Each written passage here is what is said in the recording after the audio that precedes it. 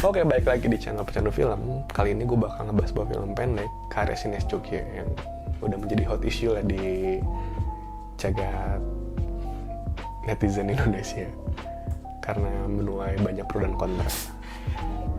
Jadi daripada gue bahas pembukaan yang basa-basi dan kebanyakan lama, langsung kita bahas aja, oke? Jadi film ini sendiri diproduksi tahun 2018 oleh Rafa Kana Film, yang mana itu bukan pemain baru di YouTube ya. Kalau misalkan lu ngikutin film-film pendek di YouTube, nah salah satu yang mesti lu follow itu adalah Rafa Kana Film, karena termasuk banyak lah filmnya. Salah satunya adalah di luar film ini, film Anak Lanang itu yang mana direkomendasi oleh temen gue untuk ditonton, tapi sampai detik ini gue belum nonton juga. Mungkin abis ini gue bakal nonton terus gue bikin reviewnya. Jadi exposure terhadap film ini tuh cukup besar ya, karena menuai pro kontra itu tadi dan dibahas di Twitter. Nah, si viewsnya sendiri itu terakhir gue lihat itu udah di 9,5 juta dalam hitungan 6 hari. Itu gila sih menurut gue kalau misalkan ukuran film pendek di Indonesia ya. Mungkin itu yang paling banyak kayaknya. Dan ngomong-ngomong tentang film pendek, gue termasuk orang yang jarang menonton film pendek. Film pendek terakhir yang gue tonton itu adalah film karya Oregas Banuteja yang judulnya Lemantun. Itu film juga bagus banget sih. Si Oregas itu sendiri juga sudah mendapatkan penghargaan melalui film Prenjak di Cannes Film Festival itu sebagai di kategori film pendek. Jadi banyak lah pokoknya film yang bagus buat Indonesia film pendeknya. Jadi lo bisa cek-cek aja di YouTube. Nah, si Prenjak itu juga gue sampai saat ini belum pernah nonton ya, karena gue juga nggak tahu akses nonton itu di mana buat nonton film Prenjak itu. Padahal gue bener-bener penasaran banget. Cuman di YouTube itu cuma ada trailernya. Makanya gue nonton Lemantun dan itu juga like lo tonton lah. Nah, yang jadi pertanyaan dari gue adalah awalnya kenapa Sinias Jogja itu sangat-sangat produktif dan film itu benar-benar tumbuh subur di Jogja. Ternyata gue baru tahu kalau misalkan di Jogja itu pemerintah mendanai film-film tersebut gitu. Mungkin juga bukan ini ya, bukan film doang ya, mungkin karya-karya seninya juga didukung gitu atau didanai oleh Dinas Kebudayaan Pemprov Jogja itu sendiri gitu. Nah, ngomongin skenario-nya itu dibuat senatural mungkin dan kita dibikin larut di dalam film itu gitu. Jadi 5-10 menit pertama itu nggak berasa gitu, gue udah ngikutin film itu selama itu gitu. Dan itu menurut gue adalah film yang skenario bagus, adalah yang membuat si penonton itu larut ke dalam film tersebut gitu. Jadi nggak ngerasa bahwa kok lama gitu. Jadi karena banyak banget film yang menurut gue gak layak tonton lah, misalkan di dialog-dialog aja udah gak jelas gitu. Gue sering banget misalkan nonton film itu kayak cabut lah, atau misalkan gue nonton di DVD gue langsung keluarin aja disknya gitu, karena dari awal pun udah abal-abal gitu dialognya. Dan ini film benar-benar menurut gue bagus dialognya, benar-benar natural banget. Genre film ini sendiri adalah road movie gitu. Road movie adalah sebuah film yang menceritakan sebuah perjalanan gitu. Kalau misalkan di luar itu contohnya ada Little Miss Sunshine itu, terus kayak agak-agak kesini tuh On the Road yang main itu Kristen Stewart, atau misalkan kalau film Latin itu ada film Meksiko yang judulnya Y Tu Mama Tambien, itu karyanya Alfonso Cuarón. Atau kita kasih contoh film Indonesia ya, ini ada filmnya Riri Riza yang 3 Hari Untuk Selamanya, yang namanya Nicholas Saputra sama Adeni Werasti. Itu sih menurut gue juga film cukup bagus lah, malah bagus lah menurut gue.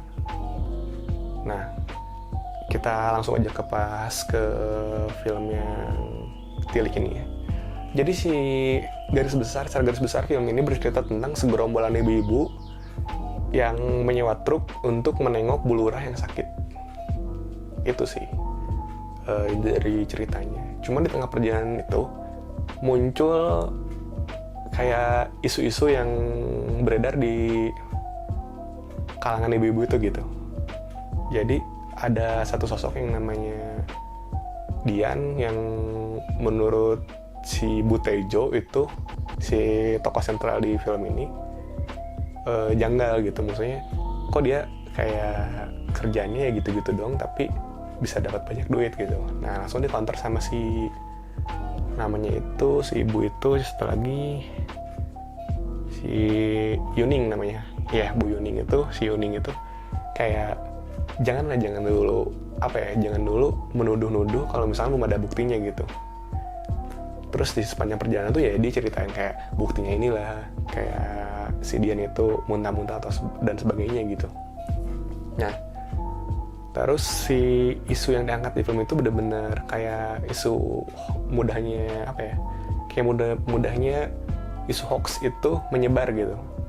Karena di dalam sebuah wawancara gue ngelihat si sutradaranya itu sendiri kayak membuat film ini sebelum Pilpres gitu, dan di kala Pilpres itu udah banyak yang namanya isu-isu hoax atau black campaign ya, kayak yang nuduh presiden A yang kayak gini lah atau presiden B yang kayak gitulah. Nah itu udah ceritanya mungkin didasari dari itulah, maksudnya kejadian yang terjadi pada saat itu gitu. Terus kita lihat acting dari pemeran film ini juga, maksud gue salah satunya Butejo itu adalah tokoh sentralnya yang mana bagus banget sih menurut gue. Jadi dia tuh benar-benar natural banget dan kayak itu ada sosok asli dia gitu. Tapi pas gue lihat di salah satu interview dia, sebenarnya itu bukan sosok dia ya, maksudnya dia kayak lebih kalem gitu aslinya itu. Tapi dia bilang kalau misalkan si dialog-dialog yang di film itu dia tambah-tambahin gitu beberapa part yang jadi menurut gue tuh malah jadi bagus gitu, jadi kayak lebih real dan natural gitu. Itu bagus sih menurut gue ini si acting Butejo itu. Terus ada lagi peran si Supitruk itu yang jadi ngasih warna di film ini gitu, bagus gitu. Jadi kayak ada humor-humornya lah dan segala macamnya lah. Dan ternyata tuh si Gotrek itu supir truk asli yang gue denger. Jadi dia supir truk asli. Terus juga emang ada basic actingnya sih, dia juga suka main ketoprak katanya. Ketoprak itu kayak apa ya, mungkin teater komedi gitulah kalau misalkan ini, kayak kutup humor kan kalau misalkan waktu dulu. Nah kayak gitu-gitulah. Jadi emang bukan orang-orang sembarangan sih juga yang main di film ini. Terus ya gitulah, dengan segala macam hal yang terjadi ya, perjalanan. Terus juga di tengah perjalanan itu si mereka segerombolan ibu-ibu ini tuh kayak diberhentikan oleh satu orang polisi gitu. Jadi si truk itu diberhentikan dan si Gotrek itu disuruh turun, terus dikasih tahu kalau misalkan dia itu ngelanggar dan akhirnya kena tilang gitu. Tapi dengan kekuatan mama itu, segerombolan mama itu yang tadi mau nilang, terus ibu-ibunya itu banyak main teriak-teriak lah dan segala macem lah. Terus juga di situ ada dialog yang si Butejo juga ngomong kayak, Anda tahu nggak sih siapa kakaknya atau siapanya gitu, itu polisi juga gitu dan pangkatnya udah berderet gitu di sininya gitu. Anda mau saya laporkan ke saudara saya kayak gitu. Ya akhirnya nggak bergeming juga. Terus si ibu-ibu itu terus-terusan teriak dan segala macam, akhirnya dilolosin sama polisinya. Dan itu menurut gue adalah scene yang cukup krusial sih dan menambah warna juga di film itu gitu. Itu bagus sih menurut gue. Nah dan akhirnya plot twist lah ujungnya. Jadi penonton itu dibawa seolah-olah si Ibu Tejo ini cuman fitnah gitu, dan dengan segala bukti yang dia sebutin gitu. Tapi ternyata di endingnya sutradara itu membuat plot twist gitu. Jadi ternyata apa yang diomongin sama Ibu Tejo itu adalah real gitu, dan yang kejadian nyatanya gitu. Dan itu ya menurut gue ya sukses lah, maksudnya kalau misalnya sutradara membuat plot twist itu gitu. Nah terus ngomongin pesan moral gitu, apakah sebuah konten itu harus bermuatan pesan moral? Menurut gue sih enggak juga ya, karena apa ya, kalau misalkan semua itu kita dicekokil lah oleh pesan-pesan moral kayak gitu ya, kita enak juga lah. Maksud gue mungkin kita bisa dapetin di konten lain gitu, ataupun misalkan kita bisa dapat perspektif dari sebuah film itu dari sisi yang berbeda gitu. Misalkan lu nggak menangkap pesan moral itu, tapi gue bisa menangkap. Misalkan gue ngeliat si Yuning itu kayak ngasih tahu, ya lu jangan nuduh-nuduh lah kalau misalkan belum ada buktinya, dan itu bisa ketangkap oleh penonton lainnya adalah sebuah pesan moral gitu. Ya kalau menurut gue, ya gimana ya, film itu nggak selalu mesti bermuatan edukasi lah kalau menurut gue. Tapi itu baiknya menurut gue ya, dan semua orang juga boleh kok punya pendapat yang berbeda. Terus saudara itu bilang kalau misalkan banyak tuntutan bakal untuk ada, atau pertanyaan kalau misalkan bakal ada tilik 2 atau enggak sih gitu. Dan dia ngomong di saat itu nggak bakal ada gitu. Cuman kalau misalkan menurut gue orang-orang mendesak itu, misalkan netizen pengen keduanya dibuat lagi gitu, itu nggak ada yang nggak mungkin ya. Maksud gue kalau misalnya ada yang mau mendanai, atau misalkan bahkan kita nggak tahu, bisa jadi itu film dibuat versi panjangnya, kita kan nggak pernah tahu kan. Kalau misalnya ada orang yang kayak ya udah gue danain gini-gini, itu bisa jadi kejadian loh. Jadi kita tunggu aja lah soal itu gitu.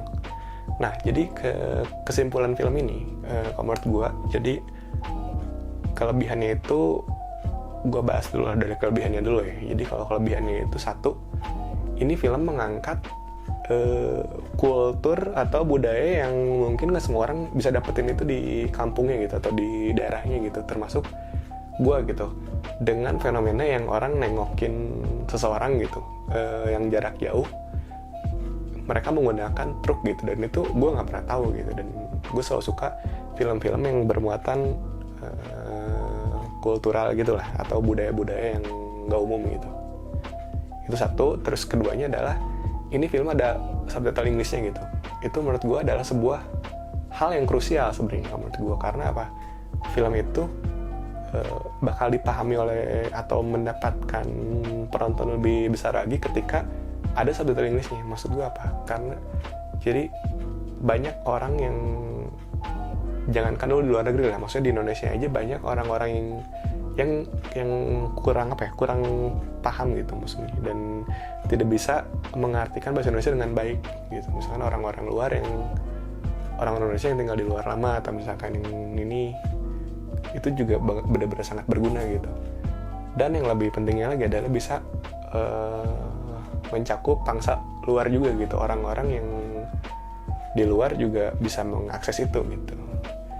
Dan juga maksudnya kalau orang-orang luar yang tinggal di Indonesia juga, misalkan mendengar hype-nya film ini gitu, mereka juga kan misalkan pengen nonton kayak gimana sih filmnya gitu. Kalau misalkan cuma bahasa Indonesia doang, ya mereka juga nggak bisa menyerap film itu gitu dengan baik gitu.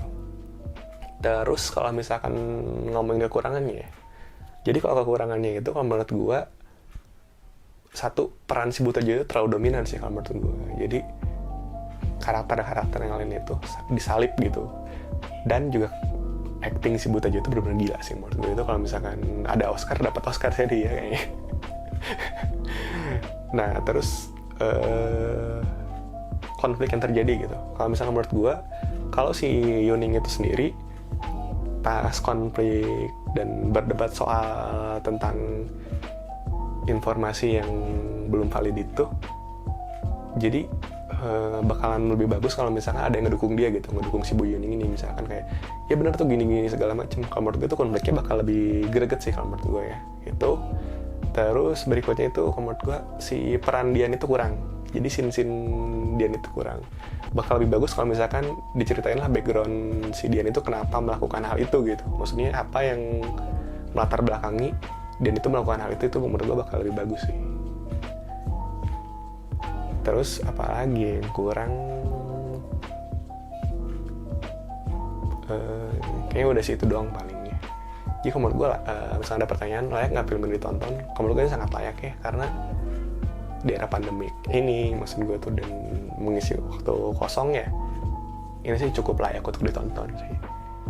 Dan untuk penilaian dari film ini sendiri menurut gue 7 lah. Jadi layak tonton, tapi masih ada elemen-elemen yang masih bisa dibenahi menurut gue.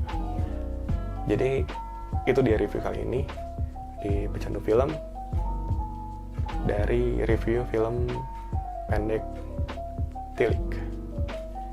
Oke, segitu aja kali review kali ini. Jangan lupa tonton film-film Indonesia. Bye.